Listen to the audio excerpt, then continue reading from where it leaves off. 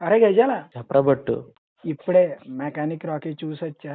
Cinema బానే ఉందిరా. Promotions లో ఏదైతే చెప్పారో ఫస్ట్ హాఫ్ ఎలా ఉన్నా సెకండ్ హాఫ్ అయితే చాలా బాగుంటది.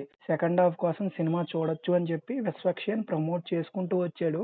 నిజంగా సినిమా అలాగే ఉందిరా. ఫస్ట్ హాఫ్ ఎలా ఉన్నా సెకండ్ హాఫ్ సినిమా చూసి ఓకే ఒక మంచి సినిమా చూసొచ్చాం అని చెప్పి ఒక హాఫ్ సాటిస్ఫాక్షన్ ఉంటది.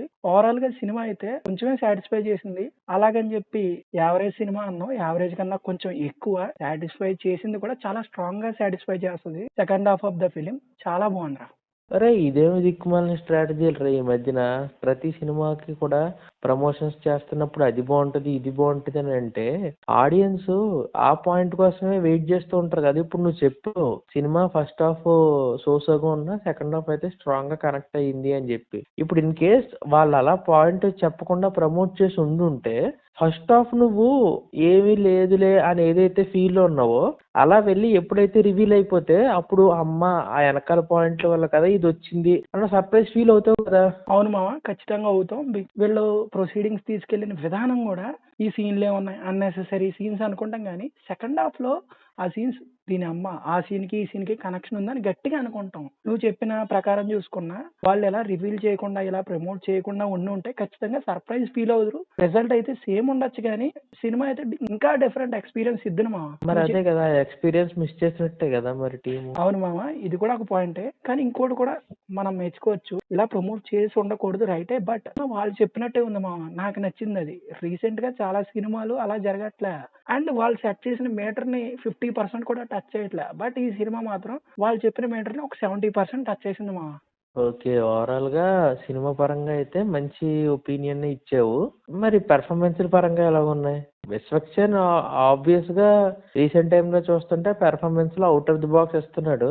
ఈ సినిమాలో విశ్వక్సేన్ పెర్ఫార్మెన్స్ ఎలా ఉంది? దట్టు ఇద్దరు బ్యూటీస్ కూడా ఉన్నారు, శ్రద్ధా శ్రీనాథ్ ఇంకా మీనాక్షి చౌదరి. వాళ్ళ పెర్ఫార్మెన్స్ ఎలా ఉన్నాయి?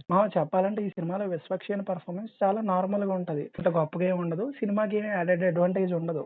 బట్ శ్రద్ధా శ్రీనాథ్ అండ్ మీనాక్షి చౌదరికి చాలా మంచి రోల్స్ పడ్డాయి. వాళ్ళ పర్ఫార్మెన్స్లు కూడా చాలా బాగుంటాయి.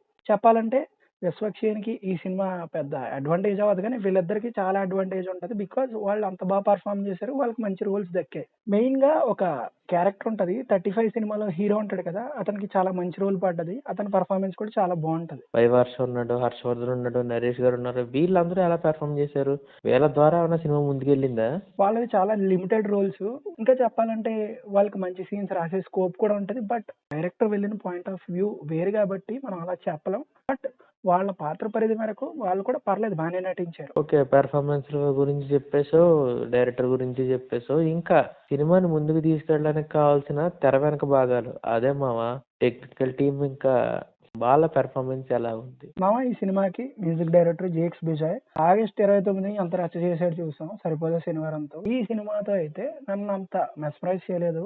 Average BGM, average songs. Main గా సాంగ్స్ మాత్రం అస్సలు నచ్చలేదు మామ. సాంగ్స్ విడిగా వింటే బాగుండి ఉండొచ్చు కానీ సినిమా ఫ్లోన్ డిస్టర్బ్ చేస్తాయి. చెప్పాలంటే మ్యూజిక్ అంత సాటిస్ఫై చేయలేదు. Okay okay. అండ్ ఇంకా సినిమాటోగ్రఫీ విషయానికి వస్తే సినిమాటోగ్రఫీ బాగుంటది. సినిమా టోన్ బాగా సెట్ చేసింది. ఇంకా ప్రొడక్షన్ వాల్యూస్ విషయానికి వస్తే ప్రొడక్షన్ వాల్యూస్ కూడా బాగుంటాయి. సినిమాకి బాగా సెట్ అయింది మామ. ఓకే మామ, ఎంతకీ సినిమాని సజెస్ట్ చేయాలి అని అంటే మన ఆడియన్స్ కి ఏం మాట్లాడతావు? ఏదైనా మంచి సినిమా చూడాలి, వీకెండ్ ఖాళీ ఉందంటే సినిమా వెళ్ళి ట్రై చేయొచ్చు. ఫుల్ గా సాటిస్ఫై అవ్వకపోయినా కొంచెం సాటిస్ఫై అవుతావు. కొంచెం సాటిస్ఫై అయింది కూడా చాలా స్ట్రాంగ్ గా సాటిస్ఫై అవుతావు. కాన్సెప్ట్ అలాంటి కాన్సెప్ట్. ఈ సినిమా ఎందుకు చూసాను రా బాబు అని మాత్రం అనిపించదు. ఓకే మామ.